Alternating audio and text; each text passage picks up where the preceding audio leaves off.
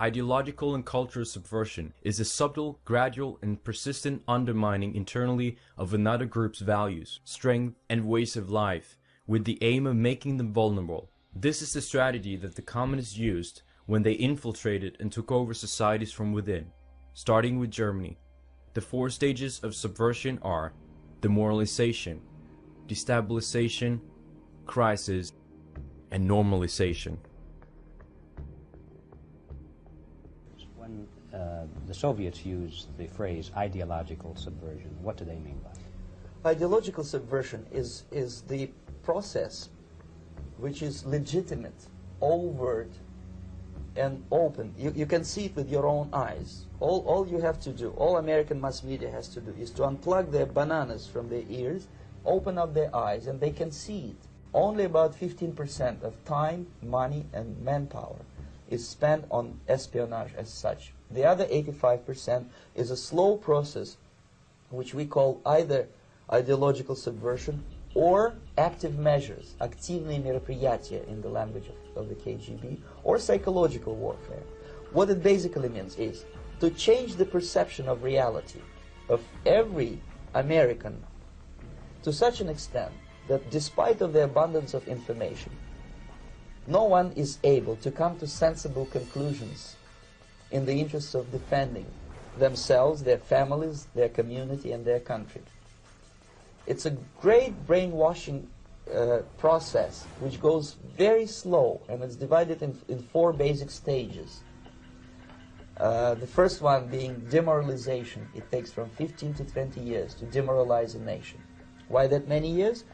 Because this is the minimum number of years which requires to educate 1 generation of students in the country of your enemy, exposed to the ideology of the enemy. In other words, Marxism-Leninism ideology is being pumped into the soft heads of at least 3 generations of American students without being challenged or counterbalanced by the basic values of Americanism, American patriotism. The demoralization process in the United States is basically completed already. For the last 25 years, actually it's overfulfilled, because demoralization now reaches such areas where previously not even Comrade Andropov and all his experts would even dream of such a tremendous success. Most of it is done by Americans to Americans, thanks to lack of moral standards. As I mentioned before, exposure to true information does not matter anymore. A person who was demoralized is unable to assess true information. The facts tell nothing to him. Even if I shower him with information, with authentic proof, with documents, with pictures, even if I take him by force to the Soviet Union and show him concentration camp, he will refuse to believe it until he is going to receive a kick in his fat bottom.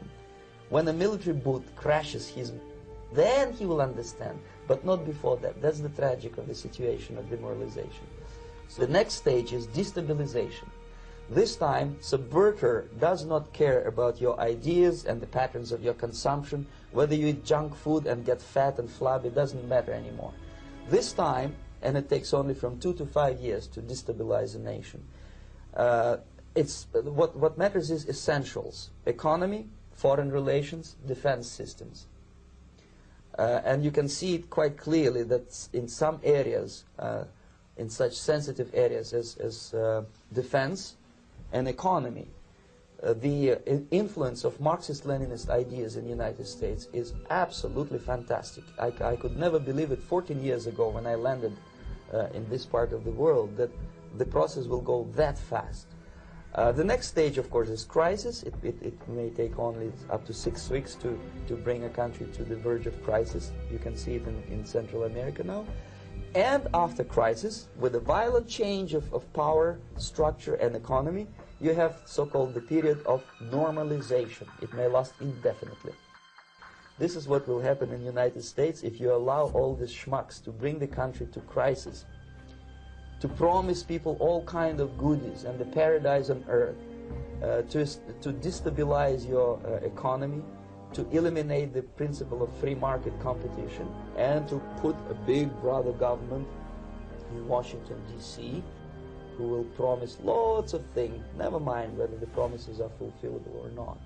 Your leftists in United States, all these professors and all these beautiful civil rights defenders, they are instrumental in the process of the subversion only to destabilize the nation. When their job is completed, they are not needed anymore. They know too much. Some of them, when they get disillusioned, when they see that Marxist-Leninists come to power, obviously they get offended. They think that they will come to power. That will never happen, of course. They will be lined up against the wall and shot.